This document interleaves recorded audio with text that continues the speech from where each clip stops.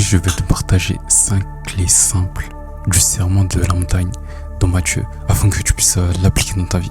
C'est parti. Clé numéro 1. Heureux même quand ça va mal.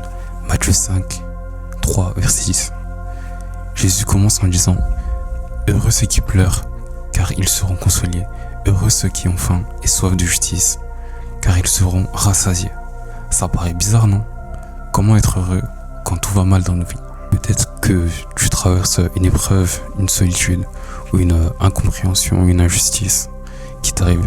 Aux yeux du monde, tu es faible, mais aux yeux de Dieu, tu es en train d'apprendre à dépendre de lui. Et c'est ça, une vraie bénédiction selon le royaume de Dieu. La clé numéro 2, sois une lumière. Matthieu 5, 14, verset 16. Jésus dit: vous êtes la lumière du monde. Imagine une pièce totalement sombre et tu l'allumes, juste une petite bougie, ça change tout.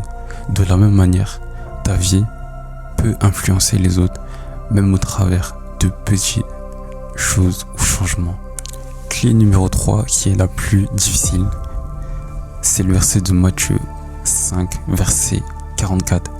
Aime ceux qui ne t'aiment pas. Je sais qu'on a du mal à aimer nos ennemis. Cela est radical. Jésus dit: aimez vos ennemis et bénissez ceux qui vous maudissent. Je sais que dans notre culture européenne, on n'aime pas bénir ceux qui nous font vraiment du mal. Mais quand tu suis Jésus, que tu es au début de ta foi, Dieu va t'apprendre à dépendre et à le faire. La logique humaine, c'est j'aime ceux qui m'aiment. Mais Jésus renverse tout. Il dit: aime ceux qui ne t'aiment pas. Un exemple, peut-être qu'il y a une personne qui parle mal de toi, un collègue, un voisin, ou même un proche. Au lieu de répondre avec colère, tu peux choisir de répondre avec calme, avec respect, ou même prier pour cette personne, ou tout simplement sortir cette personne de ta vie. Ça ne veut pas dire que tu dois accepter toute forme d'injustice qui rentre dans ta vie, ou de te laisser écraser, mais ça veut dire que tu refuses de laisser la haine diriger ta vie. Et peut-être que tu t'en rends pas compte, mais c'est une vraie force de ne pas laisser la haine ou toutes les méchancetés que les autres peuvent nous dire venir nous impacter dans nos cœurs, dans notre âme et dans notre esprit, parce que ça va bloquer ta marche avec Dieu. La 4e clé, ne t'inquiète pas trop. Matthieu 6, 25, 34. Tu sais, tu vois, dans la vie, ils s'inquiètent pour tout ou pour rien. Et tu vas voir des gens, ils sont beaucoup plus optimistes et positifs. Jésus parle aussi de nos inquiétudes quotidiennes. Ne vous inquiétez pas pour votre vie de ce que vous mangerez ou vous boirez, ni pour votre corps, de quoi vous serez vêtu, c'est-à-dire de quoi tu seras habillé, ce que tu vas porter le lendemain, tout de suite, peu importe. Regardez les oiseaux du ciel, votre Père Céleste les nourrit. En gros, dans ce passage, Dieu te dit que même les oiseaux du ciel, il en prend soin. Donc toi-même, quand tu te lèves le matin, même peu importe le souci que tu as actuellement dans ta vie, Dieu il est en train de pourvoir, même si tu ne le vois pas encore. Alors pourquoi t'inquiéter?